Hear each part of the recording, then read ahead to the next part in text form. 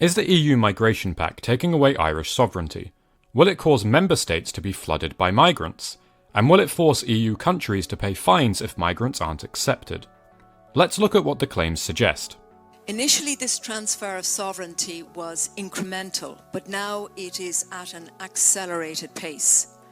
Two government ministers in Ireland recently have declared publicly that Ireland has no sovereignty. Irish social media users have claimed the pact is yet another attack on our sovereignty, as it will remove Ireland's right to determine national immigration laws. Other claims assert that the EU Migration Pact will force us to take 30,000 people a year, bare minimum, no limit. Others, such as far-right figure Tommy Robinson, claim it will force EU countries to keep being flooded with immigrants or face heavy fines. So is this the case? The short answer, not quite. But first, what is the EU Migration Pact? The new pact is a collection of 5 pieces of legislation to manage the number of asylum seekers entering the EU and share responsibility among EU member states. It aims to take pressure off states that receive the most asylum seekers, such as Germany, France, and Italy.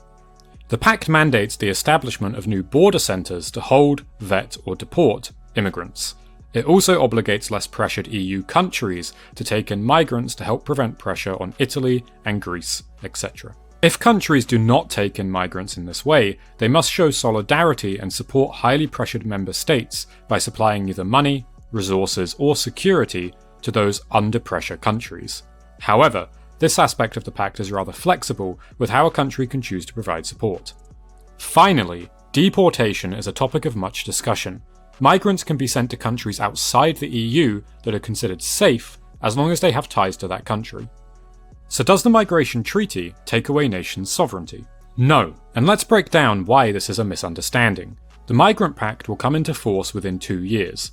During this period, EU countries will need to amend their national laws to make them compliant. However, these amendments would still be contextualised and interpreted via national law. An analysis of each member state is also taking place to identify potential adaptations needed in order to apply the new EU legislation. There is no evidence it will take away a country's sovereignty. But will the EU Migrant Pact force countries to take a set number of migrants or risk fines?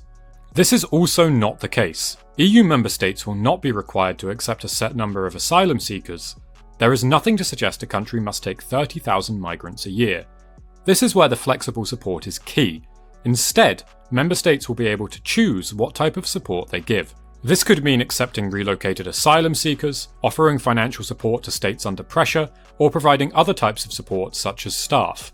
However, no predetermined number or amount of resources that a nation must allocate has been established, and it will likely be situational. Countries will also not be forced to get flooded by migrants. Olivia Sundberg-Diaz, the EU advocate on migration and asylum at Amnesty International, told Logically Facts that the new Migration Pact may create the opposite effect, by making it more difficult for asylum seekers to apply for and obtain international protection within the EU. This ties into other genuine concerns around the EU Migration Pact. Several human rights organisations, including Human Rights Watch and Amnesty International, have flagged human rights concerns. Sundberg-Diaz argues the new pact risks increasing detention, restricting asylum seekers' ability to access legal representation, and increasing rejections using the safe country mechanism. She told us, this means, for example, if someone from Afghanistan is seeking international protection in Greece and took a trip through Turkey to get to Greece, they are not interviewed on whether Afghanistan is safe, they are interviewed on whether Turkey is safe.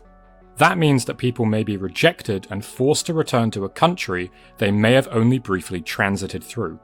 Migration is a contentious issue, and debate and discussion will continue to surround it throughout the EU elections. So remember, stay sharp, stay smart, and verify before you share.